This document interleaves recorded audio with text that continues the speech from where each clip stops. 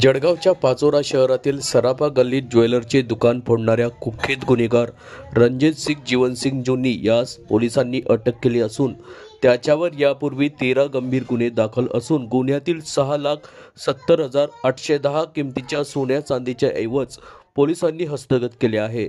पाचोरा शहरातील सराफा बाजारात 2 फेब्रुवारी रोजी अज्ञात चोरट्यांनी दुकानांचे गेट तोडून आत प्रवेश केला।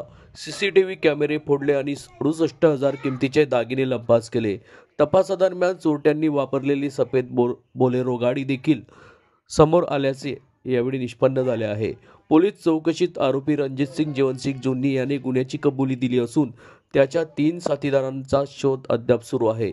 तर या टोळीने खामगाव बुलढाणा येथे एटीएम फोडण्याचा प्रयत्न केला असल्याचे उघड झाले असून पोलीस अधीक्षक डॉक्टर महेश्वर रेड्डी यांनी आज पत्रकार परिषदेत याबाबत माहिती दिली आहे। तसेच फरार आरोपींच्या मुसक्या आवळण्यासाठी शोध मोहीम सुरू आहे।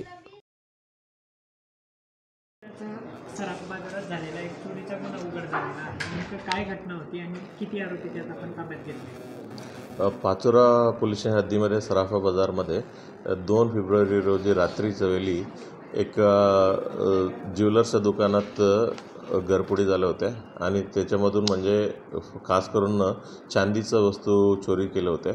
त्याच्यातलं सर्व किंमत 68,000 रुपये होते। त्याचा गुन्हा दाखल झाल्यानंतर तिथलं ते जेव्हा गुन्हा केला होता ते CCTVचं जे मेन स्टोरेज होता ती देखील त्यांनी चोरी करून घेऊन गेले होते आणि त्याच्यानंतर रास्तातले CCTV फुटेज आणखीन गोपनीय माहिती आम्ही काढून आरोपींचं नाव निष्पन्न केलं। त्याच दरम्यान त्यांनी धरणगाव पोलीस स्टेशनमधून अजून एक बोलेरो गाडी चोरी केलं आणि ती गाडीचा वापरून त्यांनी बुलढाण्यात जाऊन बुलढाण्याला एक ATMचं चोरी करण्याचे प्रयत्न देखील केले होते। तर पूर्ण ATM बाहेर आणलं होतं बट फक्त त्यांना गाडीमध्ये चढवणं शक्य नाही झालं होतं आणि त्याच्यानंतर 8 तारीख रामानंद पोलीस स्टेशनचा स्टाफ आणि लोकल LCBचा स्टाफ त्यांना एका आरोपींना अटक करण्यात आलेला आहे। रणजित सिंग जोनी म्हणून ही आरोपी आहे, ही सराईत गुन्हेगार आहे। आपलं जळगावमध्ये त्यांना जवळपास 13 गुन्हा आधीचे गुन्हे आहेत आणि ह्यांच्या साथीदार जे 3 गुन्हे करण्यामध्ये साथ दिलेला आहे त्याच्यात दुसरा साथीदार आहे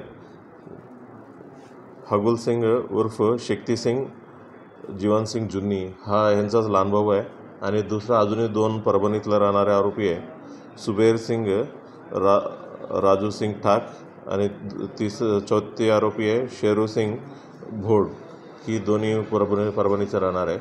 ही जे साथीदार आहेत म्हणजे हा सराईत गुन्हेगार असल्यामुळे वारंवार जेलमध्ये जातात आणि हे 2 परभणीतला साथीदार आहे हे जेलमधून त्यांचा ओळख झाल्या होत्या। मागच्या वर्षी देखील त्यांनी चोरी केल्या होत्या। त्या गुन्ह्यातलं एक शेनीपेठ पोलीस स्टेशन हद्दीमध्ये एक दरोडा केला होता, त्या गुन्ह्यात देखील आम्ही अटक केलं होतं आणि जेलमधून बाहेर पडल्याबरोबर ही गुन्हा त्यांनी केलेला आहे। तर त्याच्यावर मोक्काचा देखील तो आरोपी होता, आता जामिनावर होता, नेमकं ते काय प्रकरण आहे सगळं?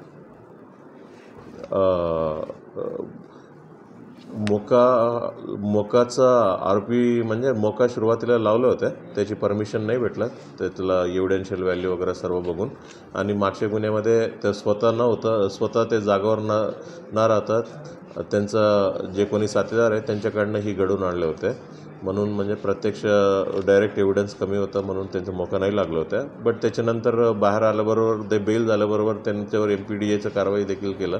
6 महिने MPDAमध्ये आतमध्ये होत्या, आता बाहेर आलं 1-1.5 महिन्यामध्ये ही परत त्यांनी गुन्हा केला।